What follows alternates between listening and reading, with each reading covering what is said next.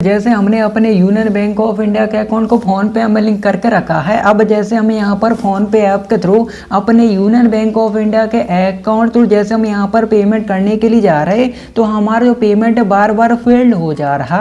हमको यहाँ पर बताया जा रहा पेमेंट फेल्ड, और यहाँ पर बताया जा रहा है your bank is currently not allowing payments, please try again later और use a different bank payment method.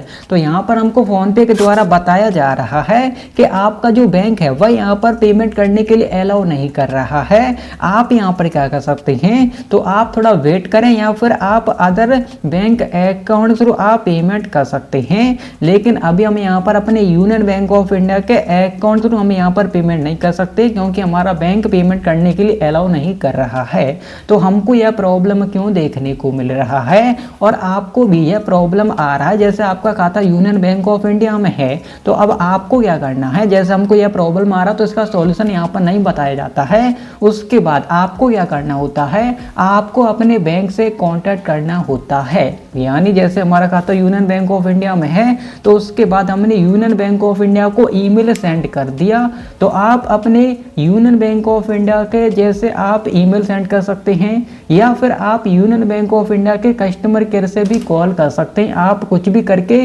Reason पता कर सकते हैं कि हमको पेमेंट फेल्ड का प्रॉब्लम क्यों आ रहा है। ओके, तो जैसे हमने ईमेल सेंड कर दिया, ईमेल सेंड करने के बाद हमको यूनियन बैंक ऑफ इंडिया के द्वारा रिप्लाई भी मिला। क्या रिप्लाई मिला, जैसे आप यहाँ पर दे सकते हैं।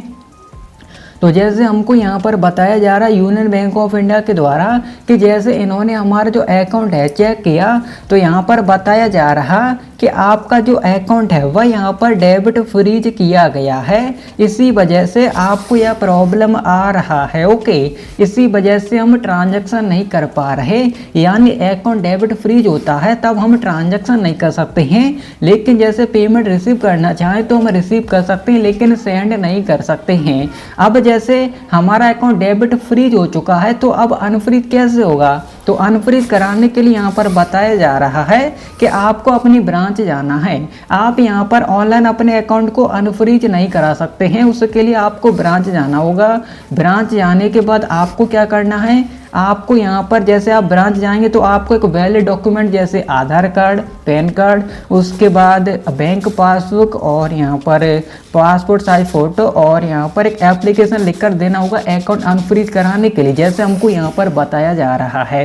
तो जैसे हमको यह ईमेल प्राप्त हुआ, तो यहाँ पर अब ऑनलाइन तो अकाउंट अनफ्रीज नहीं होगा, उसके लिए ब्रांच जाना होगा। तो जैसे अपनी ब्रांच गए, वहाँ पर हम एक जैसे आधार कार्ड का फोटोकॉपी ले गए और एक हमने एप्लीकेशन दिया अकाउंट अनफ्रीज कराने के लिए। तो अब आपको एप्लीकेशन आपको लिखना होगा, किस तरीके से लिखना होगा, तो जैसे आपको क्या करना है, जैसे आप सबसे पहले अपनी ब्रांच चले जाएं, वहाँ पर आप सबसे पहले यह पता करें कि आपका अकाउंट क्यों ब्लॉक किया गया है, क्यों फ्रीज किया गया है, डेबिट फ्रीज किया गया है। तो जैसे हम अपनी ब्रांच गए, वहाँ पर हमको बताया गया कि जैसे आपके अकाउंट से ज़्यादा यूपीआई ट्रांजैक्शन हो गए हैं, इसी वजह से आपका अकाउंट डेबिट फ्रीज किया गया था। तो हमको रीजन पता चल गया कि हमारा अकाउंट क्यों डेबिट फ्रीज हुआ, तो उसी रीजन के अकॉर्डिंग हमको एप्लीकेशन लिखना होता है। उसी रीजन के अकॉर्डिंग हमने एप्लीकेशन लिखा, आपको यहाँ पर देखने को मिल रहा होगा। ओके, तो एप्लीकेशन लिखने से पहले आपको अपनी ब्रांच जाना, वहाँ पर रीजन पता करना अकाउंट क्यों ब्लॉक हुआ है, फ्रीज हुआ है। उसके बाद आप उसी रीजन के अकॉर्डिंग एप्लीकेशन लिखेंगे